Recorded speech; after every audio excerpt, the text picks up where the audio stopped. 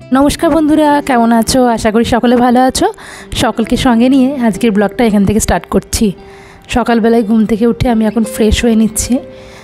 এটা সকালবেলায় তো আমার ফার্স্ট রুটিনের মধ্যে এটাই পড়ে যে সকালবেলায় উঠে ব্রাশ করে ফেস ওয়াশ দিয়ে একদম ফ্রেশ হয়ে নেওয়া। তো এখন আমি সেটাই করছি।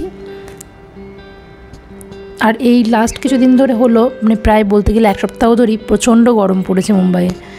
এসি ছাড়া থাকাই যাচ্ছে না, ফ্যানের নিচেও বসে বসে ঘাম হচ্ছে যাচ্ছে তাই, এবং সেটা এবং সারাদিনে অনেকবার স্নানও করতে হচ্ছে। তারপর আজ সকালবেলায় ওই জন্য ওটস অমলেট বানিয়েছিলাম আর তার সঙ্গে চা ছিল। আজকে এদিকে মাছের ঝালটা করব, আগের দিন যে মাছটা এনে ভেজে রেখেছিলাম সে বাকিটা দিয়ে। আজকে মাছের ঝালটা করব আমি বাদাম আর টমেটো দিয়ে পেস্ট করে নিয়েছি। তো সেই পেস্টের মধ্যে দিয়ে দিলাম প্রথমে সর্ষে তেলের উপর কালো জিরে আর কাঁচা লঙ্কা ফোড়ন দিলাম, তারপরে পেস্টটা দিয়ে দিলাম এবং তার মধ্যে নুন হলুদ পরিমাণ মতো দিয়ে ওটাকে একটু কষতে দিলাম। এটা খুব একটা ইজি প্রসেস, কিন্তু খেতে খুব সুন্দর হয়। আর তারপরে আমি ওটা মশলাটা কষা হয়ে গেলে আমি কাসুন্দি দেবো। আর এদিকে আমি চাপিয়ে নিয়েছি একটু পোস্ত করব বলে। পোস্তর আলুগুলো আমার সেদ্ধ করা আছে, তেলের মধ্যে লঙ্কা পেঁয়াজ টমেটো এগুলো আমি দিয়ে দিয়েছি। তার মধ্যে একটু এটা একটু হয়ে গেলে তার মধ্যে আমি সেদ্ধ করা আলুটা দিয়ে দেবো আর তারপর পোস্তটা দিয়ে দেবো। যতটা শর্টকাটে করা যায় আর কি, রান্নাঘরে থাকাই যাচ্ছে না, এত গরম। লাস্ট 2 বছর আমি মুম্বাইয়ে রয়েছি, তো আমার এই রকম গরমটা মনে হচ্ছে পাইনি। মুম্বাই সবসময় রোদ থাকে, গরমের সময় প্রচণ্ডই গরম হয়, কিন্তু এবারে একটা মেঘলা ওয়েদার থাকছে এবং গুমোট একটা গরম, ভ্যাপসা টাইপের যে গরমটা হয় না সেই রকম গরম।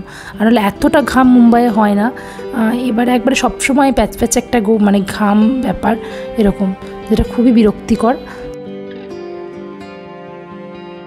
আমার মশলাটা কষা হয়ে গেছে, এর মধ্যে আমি জল দিয়ে দিলাম, তার মধ্যে কাসুন্দি দিয়ে ভালো করে নেড়ে নিলাম। এরপর এখন আমি একটা করে মাছগুলো এর মধ্যে দিয়ে দেব, তারপর ঢাকা দিয়ে ফুটতে দেবো কিছুক্ষণ।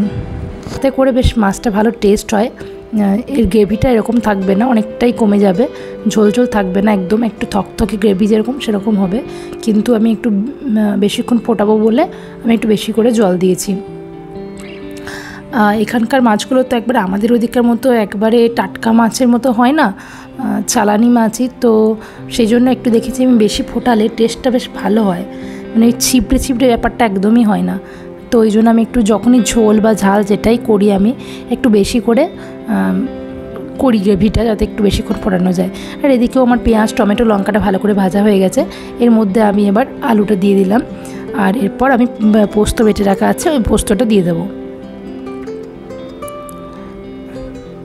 আর ইচ্ছে করি এই রান্না দুটো করলাম, কারণ পোস্তটা মোটামুটি হালকায় গরমে খেয়ে অত কষ্ট হয় না, আর মাছের এই ঝালটা খুব একটা রিচ হবে না। আর তাছাড়া এই আলু পটলের ঝোল খেয়ে প্রতিদিন তো আর ভালো লাগে না, তাই ভাবলাম একটু অন্য স্বাদের করলে খেতেও ভালো লাগবে।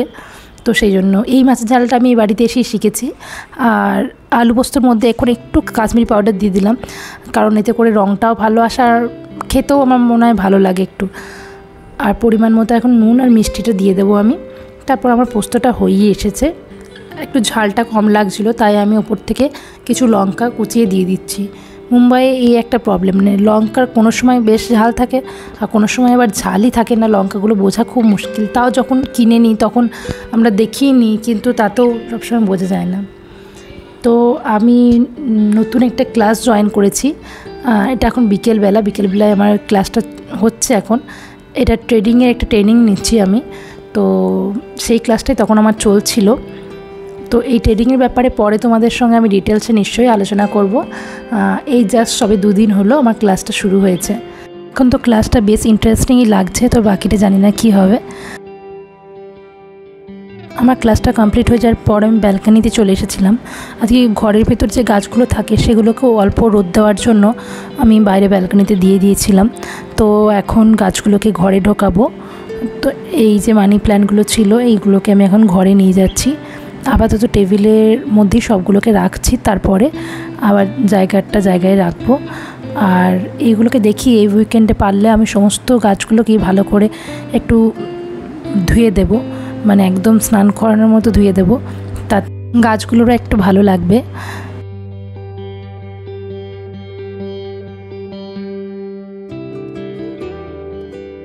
তারপর আমার একটু নিচে যাওয়ার কথা ছিল, আমার একটু ব্রেড কেনার ছিল, কিন্তু দীপ্তেন বললো ওর চিকেন খেতে মন হচ্ছে, তো কালকে চিকেন করা হবে। তো সেজন্য বললো চলো আমিও একটু ব্রেক নিয়ে যাচ্ছি, এই দুজনে মিলে তাহলে ব্রেড আর চিকেন নিয়ে চলে আসবো। তাই আমরা দুজনে একসঙ্গে বেরিয়েছিলাম চিকেন আর ব্রেড আনার জন্য। তো নিচেতে বেশ একটু ভালো লাগছিলো এসে, বেশ একটু হাওয়াও দিচ্ছিলো, বেশ আরাম লাগছিলো, কিন্তু আমাদের উপরে একদমই হাওয়া যায় না, যার জন্য গরমটা আরও বেশি করে।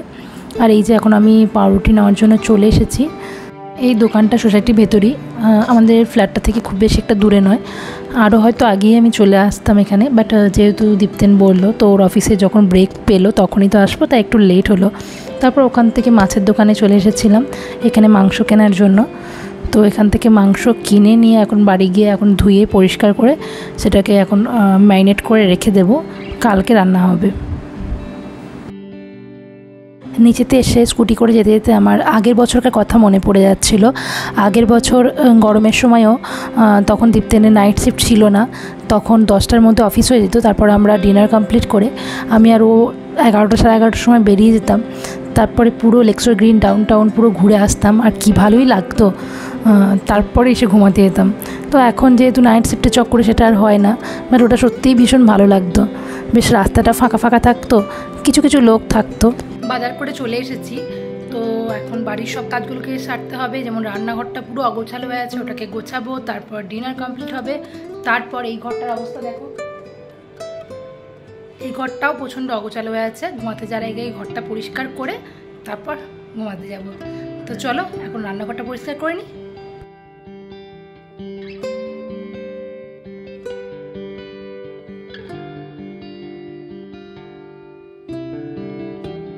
কোনো জায়গা গোছাবার আগেই মনে হয় কোন জায়গা থেকে শুরু করব। তো প্রথমে ভাবলাম বাস্কেটটাকে আগে খালি করি, তাহলে সন্ধ্যাবেলায় যে চা বিস্কিট এসব খাওয়া হয়েছে তো সেই সব বাসনগুলোকেও ধুয়ে রাখা যাবে। তারপর তো চিকেনটাকে পরিষ্কার করতে হবে, চিকেনটা ম্যারিনেট করতে হবে। তো এক একভাবে ঠিক করে নিলাম। তো প্রথমেই বাস্কেটটা খালি করে নিয়েছি। এখন এবারে আমি প্রথমে যেগুলো সিঙ্কে আছে সেগুলোকে পরিষ্কার করে ভালো করে মেজে ধুয়ে নেব, তারপর চিকেনটাকে ম্যারিনেট করে নেব। তো প্রচণ্ডই গরম করছিল, তবে একটা ভালো যে এখন গ্যাসে কিছু জিনিস চাপানো নেই, তাই আমি ফ্যানটা চালাতে পেরেছি। অনেকের বাড়িতেই কিচেনে ফ্যান থাকে না, তবে কিছু কিছু মানুষজন এখন ফ্যান লাগাচ্ছে। তো আমার মনে হয় সত্যিই লাগানোটা খুবই দরকার। হ্যাঁ, যখন রান্না করব তখন হয়তো আমি ফ্যান চালাতে পারবো না, কিন্তু রান্না করা ছাড়াও কাটাকুটি থাকে, তারপরে মিক্সিতে কিছু গ্রাইন্ড করার থাকে, বাসন ধোয়া থাকে, তারপর রান্নাঘর পরিষ্কার করা থাকে। সেই সময়গুলো তো অনেকটাই সময় না, তো সেই সময় ফ্যানটা চালালে অনেকটা আরাম পাওয়া যায় এবং রান্নাঘরে কাজ করাটাও অনেকটা সুবিধা হয়ে যায়। তাই আমার মনে হয় অন্য ঘরের মতো রান্নাঘরেও ফ্যান লাগানোটা অবশ্যই জরুরি। আর আমরা অনেকটা সময় রান্নাঘরেতে কাটাইও, আর বিশেষ করে এই গরমের দিনগুলোতে রান্না হলে খুবই কষ্ট হয়।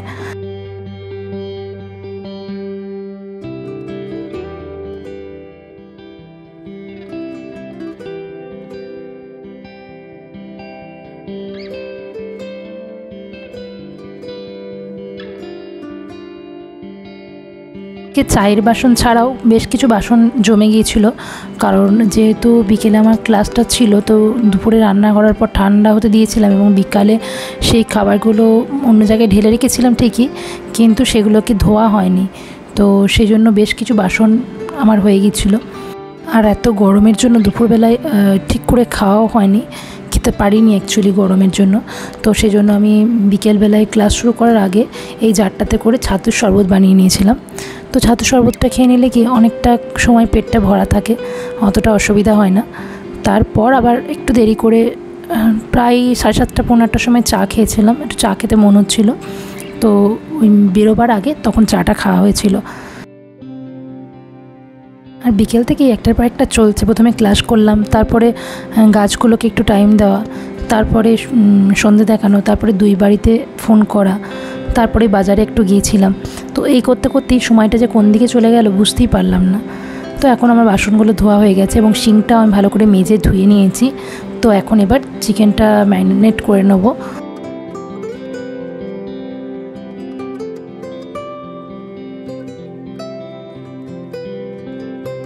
চিকেনটা ধুয়ে আমার ম্যারিনেট করে নেওয়া হয়ে গেছে, এবার রাতের খাবারের পালা। তো মাছটা বার করে আমি একটু মাইক্রোওভেনে গরম করে নিয়েছি, আর এখানে ভাত, ছাঁচি পেঁয়াজ পোস্ত আর ভেন্ডি ঝালদা ছিল। আর হ্যাঁ, কালকে যে আইসক্রিম তৈরি করে দেখিয়েছিলাম, যে কুলফিটা, তো সেটা আজকে জমে গেছে। তো আজকে রাতে ভাবলাম একটু বার করে খাওয়া যাক। তো সত্যি খেতে খুবই সুন্দর হয়েছিল। চা হয়নি ঠিকই, বাট কুলফিটাও খুবই ভালো লাগলো খেতে। এবার এখন খাওয়া দাওয়া সব কিছু হয়ে গেছে। এখন আমি এই ঘরটা একটু গুছিয়ে নেব, কারণ এই ঘরটা যদি এখন এইরকমভাবেই ছেড়ে চলে যায়, তো সকালবেলায় যখন ঘুম থেকে উঠে ঘরটার এই অবস্থা দেখবো, তখন ঘুম থেকে উঠে মুডটা অফ হয়ে যায়। তাই সকালে যখন উঠে আসবো তখন যেন ঘরটা পুরো সাজানো গোছানো থাকে। তো সেই জন্য আগে এগুলো এখনই পরিষ্কার করে নিতে হবে।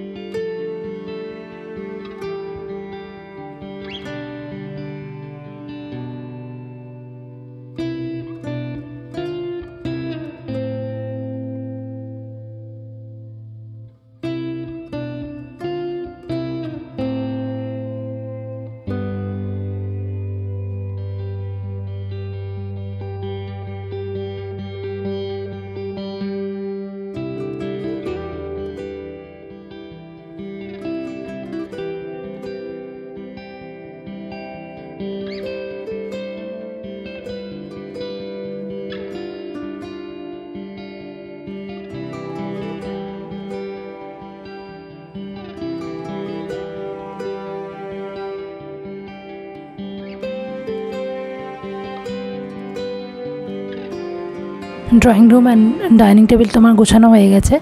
এখন এবার পালা হচ্ছে জলের বোতলগুলোকে ভর্তি করা। আমি এখন অনেকগুলো জলের বোতল এক জায়গায় জড়ো করেছি। এই কলসি থেকে এখন সেই জলগুলো ভর্তি করব, আর তারপর কলসিটাকেও ভালো করে ধুয়ে আজকে নতুন করে রিফিল করব। তো এই জল ভরতে ভরতে হঠাৎই আমার বোলপুরের কথা মনে পড়ে যাচ্ছিল। বোলপুরে যখন আমি শ্বশুরবাড়িতে যাই এবং রাবিন রায়নরাও আসে, রাবিন রায়নকে তোমরা অনেকেই জানো, আমার ভাসুরের দুই ছেলে।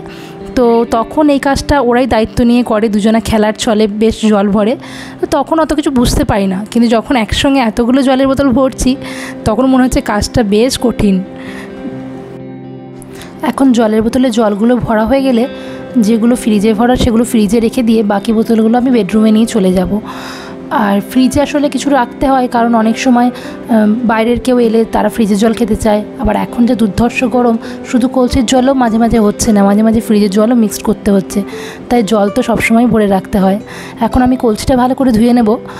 তোমরা অনেকেই জানো যে কলসিটা আমাদের মাসখানেকের ওপর কেনা হয়ে গেছে, কিন্তু এখনও কলসির ওপরের যে গায়ের রঙটা ধুতে গিয়ে তখনও দেখি মাঝে মাঝে লাল লাল উঠছে। তো অনেকবার ধোয়া হয়ে গেছে, প্রায় 5-6 বার কি আরও বেশি ধোয়া হয়েছে, কিন্তু তাও জানি না কেন এই গায়ের রঙটা উঠছে। আমি কলসিটা যখন ধুই তখন বাইরেটা ভালো করে ঘষে পরিষ্কার করে নিই, কিন্তু কলসির ভেতরে আর হাত ঢোকাই না। ওর মধ্যে জল দিয়ে একটু নুন ফেলে দিই, তারপর ভালো করে ঝাঁকারে 2-3 বার ধুয়ে নিই, তাহলেই হয়ে যায়। তারপর আবার নতুন জল রিফিল করে নিই। আর সারা রাত থাকার ফলে পরের দিন সকালবেলায় বেশ জলটা ঠান্ডাও হয়ে যায়। আর এখন যে সব দিকে মানে জলীয় বাষ্প কীভাবে উঠছে সেটা বোঝা যায় আরও এই কলসিগুলো থেকে। আমি আগেই বলেছি যে আমাদের যেহেতু মাটির কলসিতে আমরা জল খাচ্ছি, তো দীপ্তেনও ঠাকুরের জন্য একটা মাটির ছোট ঘটি নিয়ে এসেছে যাতে ঠাকুর ঠান্ডা জলটা খেতে পায়। তো সেই ছোটো ঘটিটাতে জল ছিল। হঠাৎ করে দেখি আমি যে আগের দিন অবধি দেখি যে বেশ খানিকটা জল ছিল, তো হঠাৎ করে আজকে দিতে গিয়ে দেখি একদমই জল নেই, পুরোটাই শুকিয়ে গেছে। যদি ওটা ঢাকা দেওয়া থাকে তাতেও, তখনই বুঝতে পারলাম যে অনেকটা জল সোপ করে নিচ্ছে, জলটা জলীয়বাষ্প হয়ে উঠে যাচ্ছে, সেই জন্য এই জিনিসটা হচ্ছে। তো আমার জল ভরা হয়ে গেছে। এখন আমি ডাস্টবিনটাকে বাইরে বার করে দিয়ে এলাম। আমাদের এখানে এটাই সিস্টেম যে রাতের বেলায় ডাস্টবিনটাকে বার করে রাখতে হয়, তারপর যারা সকালে কমন এরিয়াটা পরিষ্কার করে তারাই এটা নিয়ে যায়। তো আমি এখন সব কাজ হয়ে গেছে, এবার এখন আমার ফ্রেশ হয়ে শুতে যাওয়ার পালা। তো প্রথমেই আমি চুলটাকে বেঁধে নেব, কারণ চুলটাকে খুলে রেখে আমি শুই না, চুলটাকে ভালো করে বিনুনি করে নিই। আগে তো আমার অনেক বড় চুল ছিল, তারপর আগের বছর বর্ষার সময় প্রচণ্ড চুল উঠে যাচ্ছিল, আর তার সঙ্গে আমার মাথা ব্যথাটাও খুব বেড়ে গেছিলো। তো সেজন্য চুলটা একদম ছোটো করে কেটে দিয়েছিলাম। তো এখন চুলটা আবার অনেকটা বড় হয়েছে, তো সেজন্য বিনুনিটা করা যাচ্ছে। তো আমি এখন বিনুনিটা করে তারপরে ফ্রেশ হয়ে আসবো, গা ধুয়ে আসবো, তারপর ঘুমাতে যাব।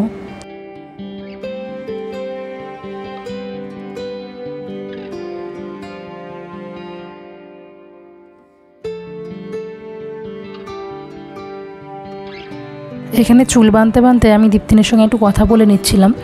ওকে বলছিলাম যে আমি ডাস্টবিনটা বার করে দিয়েছি, তোমাকে আর বার করতে হবে না, কারণ ও আর না হলে আবার অফিস করতে করতে উঠে তখন হয়তো দেখতে যাবে যে বার করা হয়েছে কি হয়নি, তা আমি আগে থেকে বলে দিলাম।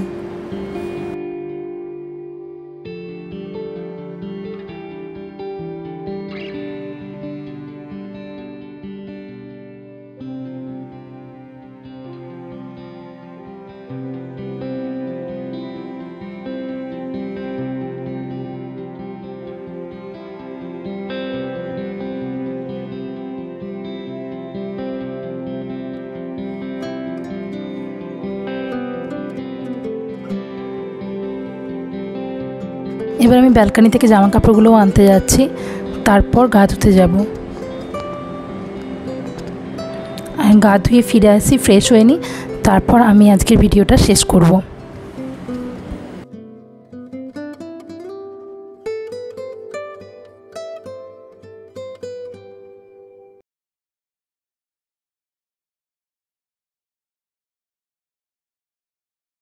হ্যালো এভরিওয়ান, তো আমি সমস্ত কাজ কমপ্লিট করে এখন চলে এসেছি, ফ্রেশ হয়েও নিয়েছি, আর এখন আমি শুতে যাব। আর ভিডিওটাও আজকে এখানেই আমি শেষ করব। তো তোমাদের সঙ্গে ভাবলাম লাস্ট কনভারসেশনটা আজকের মতো করে নিই। তো ভিডিওটা ভালো লাগলে প্লিজ লাইক করো, কমেন্ট করে জানিও কেমন লাগলো, কারণ তোমাদের একটা কমেন্ট আমাকে অনেকটা মোটিভেট করে। তো আমার খুব ভালো লাগবে তোমরা যদি কমেন্ট করে জানাও যে তোমাদের কেমন লাগলো।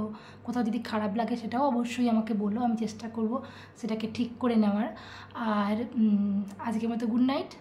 আর নতুন বন্ধু যারা আছো প্লিজ চ্যানেলটার সঙ্গে সাবস্ক্রাইব করো।